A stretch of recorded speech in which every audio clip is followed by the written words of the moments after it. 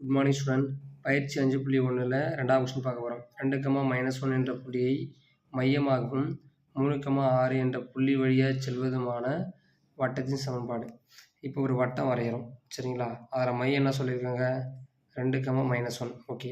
இந்த 3, 6 வழியாக என்ன பண்ணுது? இந்த வட்டத்தின் சமன்பாடு, வட்டம்ன்றது அந்த புள்ளி வழியாக போகுது, சரியா? இந்த புள்ளி வழியாக அந்த புள்ளி எங்கேன்னு தெரியல, நாமளே ஃபிக்ஸ் பண்ணி என்ன பண்ணுறோம்? இந்த பாயிண்ட்டை குறிக்கிறோம் 3, 6. அது மையம் கொடுத்துருக்காங்க, அந்த வட்டம் அமைகிற புள்ளி வழியாக அமைகிற பாயிண்ட்டு கொடுத்துருக்காங்க, சரிங்களா? வட்டத்தின் சமன்பாடு ஃபார்முலா சொல்லுங்கள். x - h whole square y - k whole square equal to r square. x - h whole square plus y - k whole square equal to r square. hk அதாவது மையம் வந்து h, k என்ன கொடுத்துருக்காங்க? 2, -1. இதை ஒன்றா சப்ஸ்டிட் பண்ணலாமா? சப்ஸ்டிட் பண்ணுங்கள் formula. x - 2 whole square plus y, இங்கேயும் மைனஸ்னது plus whole square equal to r square. சரிங்க.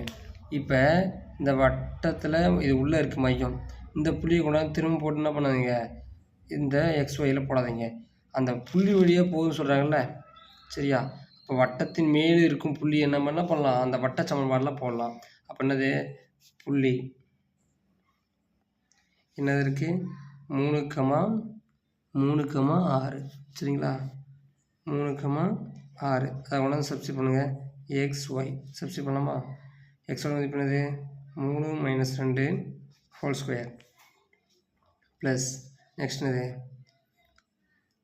ஒய்க்கு 6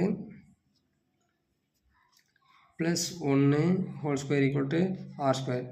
3 2 போச்சுன்னா 1 ஹோல் ஸ்கொயர், 6ல் 1 கூட்டினா 7 whole square equal to r square.